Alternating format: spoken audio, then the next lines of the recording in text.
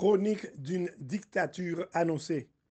Docteur Jacques-Guy Lafontaine, un verre à la main, dans une ambiance pro-carnavalesque, dit un jour « Nous avons pris ce pouvoir pour 30 ans, peut-être pour 50. » Certains esprits ont vite réagi en qualifiant cette déclaration de l'ancien PM du PHTK de parole d'ivrogne. D'autres, peut-être plus avisés, ont plutôt vu dans cette affirmation de notre ivrogne les couleurs de la politique du nouveau gouvernement.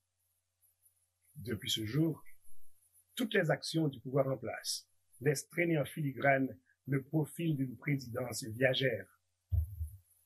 Entre-temps, les partis politiques de l'opposition, indécis, mal nourris, continuent à se comporter comme des brindilles dispersées d'un vieux balai.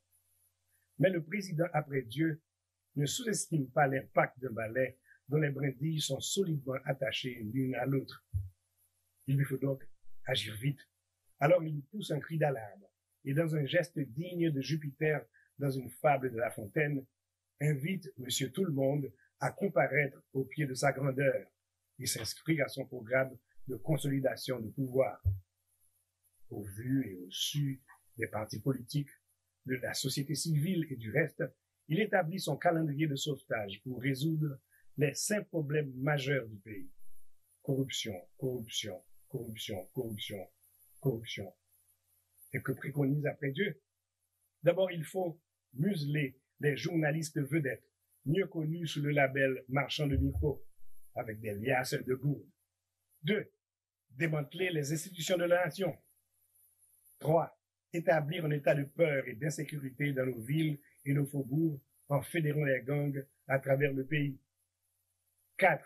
Publier le calendrier de référendum déjà interdit par l'article 284 de la Constitution de 1987 et organiser des élections de rattrapage. 5. Faire ce qu'aucun président avant lui n'a jamais osé de faire, car le grand chambardement annoncé par Richard Brisson est peut-être pour cette nuit. Qui sait? Mais un fait certain, son Excellence Monsieur Jovenel Moïse sait qu'il est poussière. Tôt ou tard, il retournera en poussière, de gré ou de force.